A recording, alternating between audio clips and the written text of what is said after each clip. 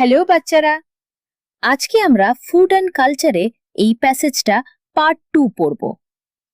এই ভিডিওতে আমরা প্রতিটা লাইন ধরে আগে প্যাসেজটা বুঝে নিব।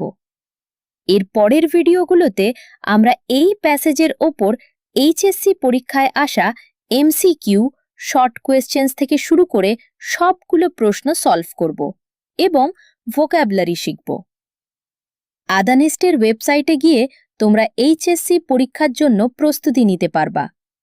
তোমাদের আদন ভাইয়া ও আদানেস্ট টিম তোমাদের জন্য সবকিছু ফ্রি করে দিয়েছে।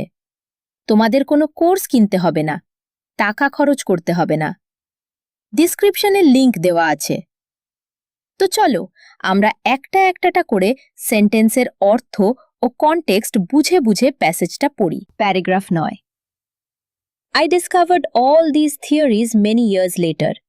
এসব তত্ত্ব অবশ্য আমি আবিষ্কার করেছি বহু বছর পরে।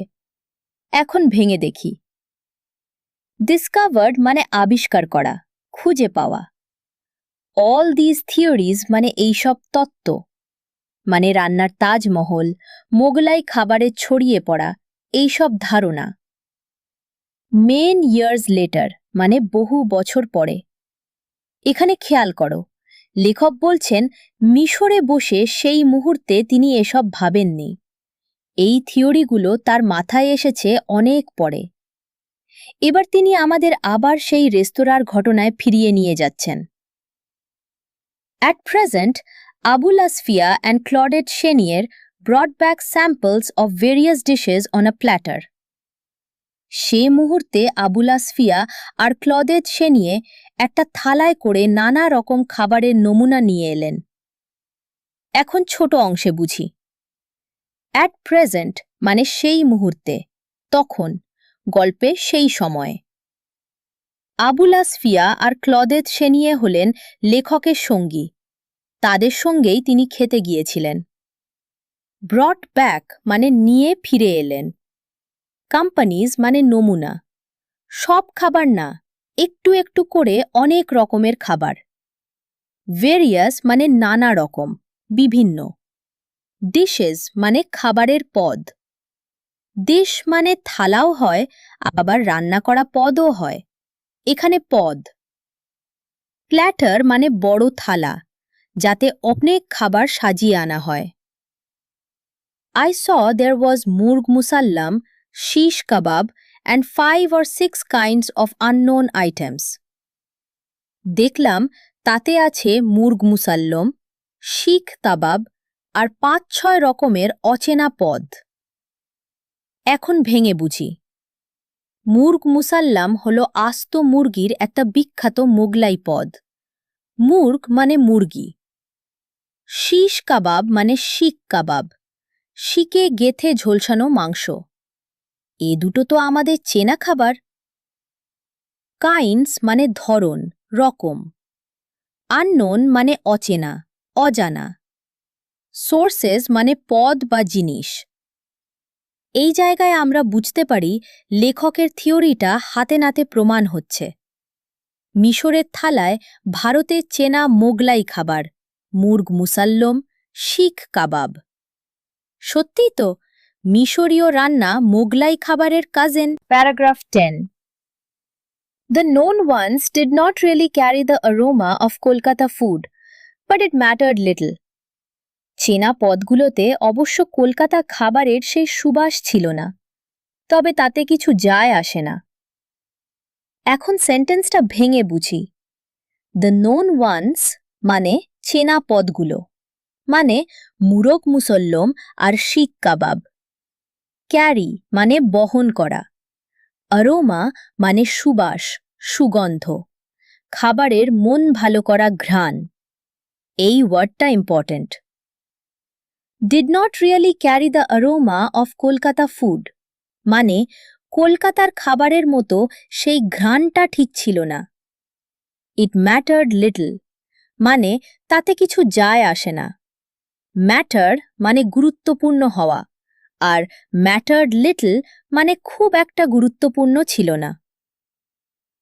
After eating Irish stew and Italian macaroni on the ship, our palates had lost all taste, So seeing these dishes made our mouths water. জাহাজে আইরিশ স্টু আর ইতালীয় ম্যাকারোনি খেয়ে খেয়ে আমাদের জিভের স্বাদই চলে গিয়েছিল। তাই এই খাবারগুলো দেখেই জিভে জল এসে গেল। এখন ডিটেলে বুঝি। আইরিশ স্টু হলো আয়ারল্যান্ডের একটা খাবার। মাংস আর সবজি সেদ্ধ করে বানানো ঝোল জাতীয় পদ। ইতালিয়ান ম্যাকারোনি মানে ইতালির ম্যাকারোনি, পাস্তা জাতীয় খাবার। প্যালেটস, এই ওয়ার্ডটা খুব ইম্পর্ট্যান্ট। প্যালেট মানে আসলে মুখের তালু, কিন্তু এখানে মানে হলো স্বাদ নেওয়ার ক্ষমতা বা রুচি। Our palates had lost all taste, মানে একঘেয়ে বিদেশি খাবার খেতে খেতে আমাদের জিভের স্বাদই মরে গিয়েছিল। Made our mouths water, এটা একটা দারুণ ইডিয়াম, মানে জিভে জল এসে যাওয়া। মজার খাবার দেখলে যেমন আমাদের মুখে পানি চলে আসে, ঠিক সেটাই। মানে ব্যাপারটা হলো খাবারে কলকাতার ঘ্রাণ না থাকলেও ক্ষতি নেই, কারণ জাহাজের পানসে খাবার খেয়ে খেয়ে তারা এতই ক্লান্ত ছিলেন যে এই মোগলাই ধাঁচের খাবার দেখেই জিভে জল এসে গেল। Paragraph 11. My heart was craving for a little boiled rice, fried bitter gourd, sona moog dal or yellow lentil, fried potol and fish curry. Why was I daydreaming? মনটা আকুল হয়েছিল একটু সাদা ভাত, করলা ভাজা, সোনামুগ ডাল, পটল ভাজা আর মাছের ঝোলের জন্য। কিন্তু কেন এই দিবাস স্বপ্ন দেখছিলাম? এখন ধীরে ধীরে বুঝি। ক্রেভিং ফর মানে আকুলভাবে চাওয়া। ক্রেভ মানে কোনো কিছুর জন্য মন খুব ব্যাকুল হওয়া। এই ওয়ার্ডটা ইম্পর্ট্যান্ট। বয়েলড রাইস মানে সেদ্ধ ভাত, সাদা ভাত। ফ্রাইড মানে ভাজা। বিটার গুড মানে করলা। গুড মানে লাউ কুমড়া জাতীয় সবজি, আর বিটার মানে তেতো, তাই বিটার গুড সমান করলা। সোনামুগ ডাল মানে সোনামুগ ডাল, একে ইংরেজিতে ইয়েলো লেন্টিলও বলা হয়েছে। লেন্টিল মানে ডাল। পটল মানে পটল, ইংরেজিতে পয়েন্টেড গুড। ফিশ কারি মানে মাছের ঝোল। ডে ড্রিমিং মানে দিবাস স্বপ্ন দেখা, দিনের বেলা জেগে জেগে অসম্ভব জিনিস কল্পনা করা। এখানে খেয়াল করো, এতক্ষণ মোগলাই খাবারের এত প্রশংসার পরেও লেখকের বাঙালি মন কি চাইছে? সাদা ভাত, করলা ভাজা, ডাল আর মাছের ঝোল। প্রবাসে গেলে মানুষের দেশের সাধারণ খাবারের জন্যই মন কাঁদে। Just rice and fish curry could do, but these were not available outside Bengal. শুধু ভাত আর মাছের ঝোল হলেই চলত, কিন্তু বাংলার বাইরে তো এসব মেলে না। এখন ভেঙে দেখি। Just rice and fish curry could do মানে শুধু ভাত আর মাছের ঝোল হলেই চলে যেত। কুড ডু মানে যথেষ্ট হতো। অ্যাভেলেবল মানে পাওয়া যায় এমন। আউটসাইড বেঙ্গল মানে বাংলার বাইরে। মানে লেখক নিজের চাওয়াটা আরও ছোট করে ফেললেন। এত কিছু লাগবে না, শুধু ভাত মাছ হলেই হতো। কিন্তু মিশরে সেটাই বা পাবেন কোথায়? So what was the point of such mourning? তাহলে এমন শোক করে আর লাভ কি? এখন এই ছোট্ট সেন্টেন্সটা বুঝি। হোয়াট ওয়াজ দ্য পয়েন্ট মানে লাভ কি, অর্থ কি? পয়েন্ট মানে এখানে উদ্দেশ্য বা লাভ। মোর্নিং মানে শোক করা। সাধারণত কেউ মারা গেলে যে দুঃখ করা হয় সেটাকে মোর্নিং বলে। লেখক মজা করে বলছেন, ভাত মাছের জন্য এমনভাবে দুঃখ করছি যেন শোক পালন করছি। যা পাওয়াই যাবে না তার জন্য মন খারাপ করে কি লাভ? এই ভেবেই লেখক মন ঘুরিয়ে নিলেন সামনে যা আছে সেদিকে। আর তখনই ঘটল মজার ঘটনাটা। Paragraph 12. So I showed them the items from the platter I did not want. তাই থালা থেকে যে পদগুলো চাই না সেগুলো আমি তাদের দেখিয়ে দিলাম। এখন ভেঙে বুঝি। শোড মানে দেখানো। দেম মানে আবুল আশফিয়া আর ক্লদেথ সেনিয়েকে। The items from the platter I did not want মানে থালার যে পদগুলো তার পছন্দ হয়নি। মানে লেখক বেছে বেছে বলে দিলেন কোনগুলো রাখবেন, কোনগুলো ফেরত যাবে। Peeking at the next table, I saw one man was about to start eating 2 cucumbers on a plate. পাশের টেবিলে উঁকি দিয়ে দেখি এক ভদ্রলোক প্লেটে রাখা 2টো শসা খেতে শুরু করতে যাচ্ছেন। এখন ডিটেইলি বুঝি। পিকিং মানে উঁকি দেওয়া, পিক মানে লুকিয়ে বা আলতো করে তাকানো। দ্য নেক্সট টেবিল মানে পাশের টেবিল। ওয়াজ অ্যাবাউট টু মানে করতে যাচ্ছিলেন, কোনো কাজ শুরু হওয়ার ঠিক আগ মুহূর্ত বোঝায়। এই ফ্রেজটা ইম্পর্ট্যান্ট। কিউকাম্বার্স মানে শসা। খেয়াল করো, রেস্টুরেন্টে বসে লেখক চারপাশ দেখছেন আর তার চোখ পড়ল অদ্ভুত এক দৃশ্যে। এক লোক রাতের খাবার হিসেবে খাচ্ছে মাত্র 2টো শসা। How could 2 cucumbers, whatever the size might be enough for someone's dinner? শসা যত বড়ই হোক, 2টো শসায় কারো রাতের খাবার হয় কি করে? এখন ভেঙে দেখি। হাউ কুড মানে কি করে সম্ভব, অবাক হয়ে করা প্রশ্ন। Whatever the size might be মানে আকার যাই হোক না কেন, শসা যত বড়ই হোক। ইনাফ মানে যথেষ্ট। ডিনার মানে রাতের খাবার। লেখকের অবাক হওয়াটা একদম স্বাভাবিক। আমরা বাঙালিরাও ভাবতাম শুধু 2টো শসা দিয়ে ডিনার, এটা কেমন কথা? Paragraph 13। I could not solve that puzzle by racking my brain. মাথা খাটিয়েও এই ধাঁধার সমাধান করতে পারলাম না। এখন ছোট অংশে বুঝি। সলভ মানে সমাধান করা, পাজল মানে ধাঁধা, যে সমস্যার উত্তর সহজে মেলে না। র্যাকিং মাই ব্রেন, এটা একটা চমৎকার ইডিয়াম। র্যাক ওয়ান্স ব্রেন মানে মাথা খাটানো, খুব কষ্ট করে চিন্তা করা। মানে লেখক অনেক ভেবেও বুঝতে পারলেন না 2টো শসায় কিভাবে একজনের ডিনার হয়। That too, he was sitting at a table in an eatery supplemented by sauce and chutneys. তাও আবার তিনি বসে আছেন এক খাবারের দোকানের টেবিলে, সঙ্গে সস আর চাটনি সাজানো। এখন ভেঙে বুঝি। দ্যাট টু মানে তাও আবার, অবাক ভাবটা আরও বাড়াচ্ছে। ইটারি মানে খাবারের দোকান, ছোটখাটো রেস্তোরাঁ। এই ওয়ার্ডটা মনে রাখো। সাপ্লিমেন্টেড বাই মানে সঙ্গে যোগ করা হয়েছে, বাড়তি হিসেবে দেয়া হয়েছে। সাপ্লিমেন্ট মানে মূল জিনিসের সঙ্গে বাড়তি কিছু।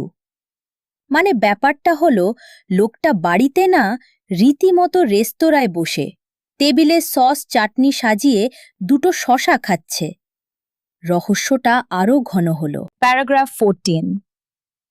Even in a sophisticated country like England, people would bite into an apple right after buying it off the street.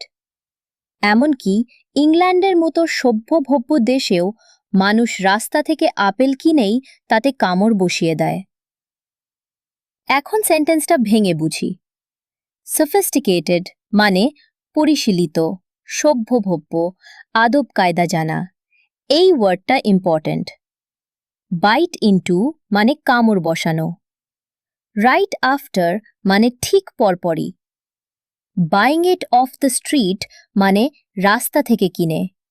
Of the street মানে রাস্তার দোকান বা ফেরিওয়ালার কাছ থেকে।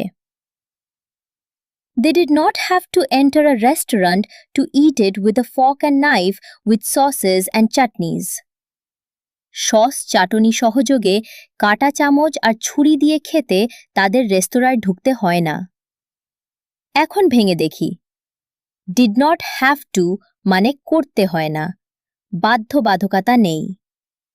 এন্টার মানে ঢোকা, প্রবেশ করা। ফর্ক মানে কাঁটা চামচ। নাইফ মানে ছুরি। লেখক এখানে বোঝাতে চাচ্ছেন শসা বা আপেলের মতো সাধারণ ফল তো মানুষ রাস্তায় দাঁড়িয়েই খায়, এমনকি ইংরেজদের মতো এত ফর্মাল জাতীয় আপেল পেল খেতে রেস্তোরাঁয় ঢোকে না। তাহলে এই লোক শসা খেতে রেস্তোরাঁয় কেন? এই তুলনাটা দিয়ে লেখক নিজের অবাক হওয়াটাই আরও ফুটিয়ে তুলছেন। Paragraph 15. At that point I saw, instead of chewing the cucumber, the man just pressed it in the middle, and some pulao-like substance mixed with a few things oozed out.